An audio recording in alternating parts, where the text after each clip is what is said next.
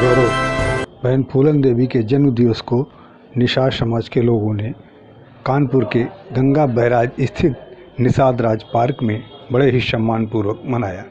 बता दें कि कानपुर ही नहीं पूरे विश्व में फूलन देवी के जन्मोत्सव की तैयारियां चल रही हैं। जैसे कि कानपुर में श्रवण निषाद और नीरज निषाद के संयोजकत्व में ये समारोह आयोजित किया गया। इसमें निषाद समाज के काफ़ी प्रबुद्ध लोग यहाँ पर एकत्र हुए। उन्होंने निषाद राज की मूर्ति पर माल्यार्पण करते हुए कार्यक्रम का उद्घाटन किया और बहन फूलन देवी के आदर्शों पर चलने का संकल्प लेते हुए उनके चित्र पर माल्यार्पण किया। बता दें कि एकलव्य सेना के बैनर तले गठित ये समारोह में निषाद समाज की बहुलता वाले क्षेत्र में काफ़ी संख्या में लोग यहाँ पर मौजूद रहे और उन्होंने बहन फूलन देवी की जन्म दिवस पर नमन करते हुए उनको याद किया और उनके किए हुए कार्यों से सबक लेते हुए उनसे सरोकार रखते हुए उनके कर्तव्यों पर चलने का निर्णय लिया। कार्यक्रम में काफ़ी संख्या में स्त्री पुरुष और बच्चे यहाँ पर मौजूद रहे, जिन्होंने बहन फूलन देवी के कार्यक्रम में हिस्सा लेकर के उनके आदर्शों पर चलने का संकल्प लिया। संयोजक श्रवण निषाद और उनके साथियों से भी हमने बात की, हमारे पत्रकार ने बात की। देखिए।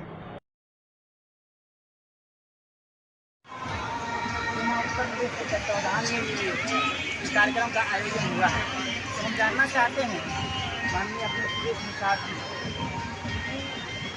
एकलव्य सेना यूथ एकलव्य बनाने की क्या आवश्यकता रही और ऐसे क्या आपके मन में विचार है, क्या ऐसी पीड़ा है जो समाज को लेकर के क्या ऐसा नया करना चाहते हैं जिससे आपको यूथ को लाने की आवश्यकता है? इसका सर्वप्रथम तो मैं श्रवण कुमार निषाद, प्रदेश अध्यक्ष यूथ एकलव्य सेना। धनुष बाण में मैं बचपन से ही रुचि रखता था। मैं थोड़ा अपने व्यक्तिगत बात यहाँ बताना चाहूँगा। और मेरे पिताजी ने मुझे ये धनुष, आज वो मेरे बीच में नहीं है, विगत 3 मार्च को उनका देहांत हो गया था। ये धनुष जो मैं लिए हूँ, इस धनुष को उन्होंने सन 1996 में बचपन में मुझे दिया था। तो मेरा बचपन से ही धनुष बाण से लगाव रहा। और जो जैसा कि हमारे पत्रकार बंधु ने पूछा कि आपको यूथ एकलव्य सेना बनाने की क्या आवश्यकता पड़ी, जबकि एकलव्य सेना पहले से बनी हुई है, तो इसका कारण ये है कि बहन वीरांगना फूलन देवी जी का एक सपना था कि हम एकलव्य सेना बनाकर सामाजिक परिवर्तन कर और पूरे उत्तर प्रदेश नहीं पूरे भारत को एकलव्यमय और धनुषमय कर अपने राज्य सत्ता को पुनः वापस पाएंगे। और जब हमने एकलव्य सेना बनाकर कार्य करना चाहा तो एक दिल्ली में बैठे पप्पू निषाद जी हैं, उन्होंने हमारे पास फ़ोन किया कि भैया एकलव्य सेना के तो हम प्रदेश अध्यक्ष हैं और आप कैसे प्रदेश अध्यक्ष हो सकते हैं। तो कहने का तात्पर्य है जिसके अंदर जज्बा और जुनून होता है कार्य करने का नौजवानों को जोड़कर, तो उसके लिए नाम माने नहीं रखता है।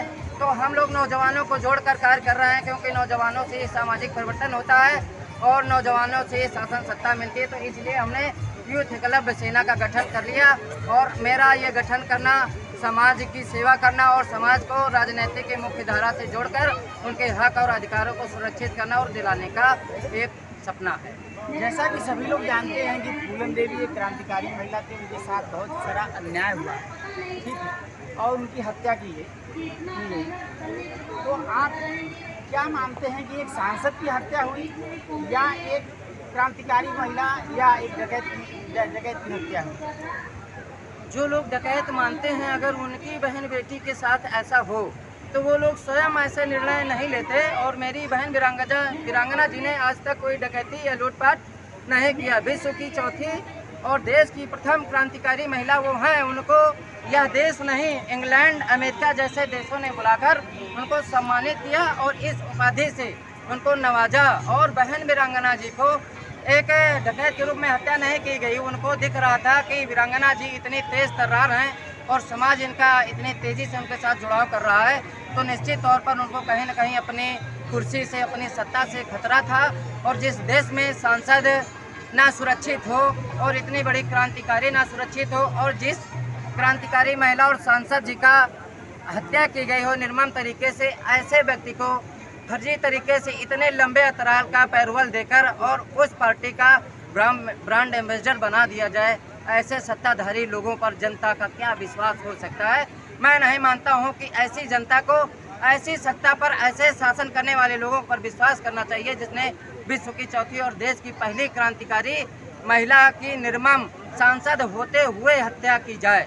यदि वो सांसद ना होती तो किसी भी व्यक्ति में मजाल ना होती कि उनकी तरफ आंख उठाकर देख पाते। और दूसरी बात मैं ये कहना चाहूँगा कि ये जिन लोगों ने हत्या की वो गद्दार कौम के हैं।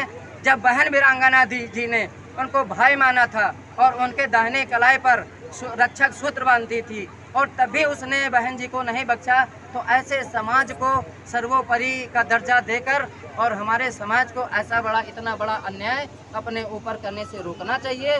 और ऐसे शासन का बहिष्कार मैं करता हूं यूथ एकलव्य सेना के बैनर तले से, जिसने बहन वीरांगना फूलन देवी को सांसद होते हुए निर्मम हत्या की गई और उसको राजनीतिक तरीके से गलत तरीके से इतनी लंबी पैरोल देकर और अपनी पार्टी का ब्रांड एम्बेसडर और प्रचारक बनाया है। बहुत बहुत धन्यवाद आपका।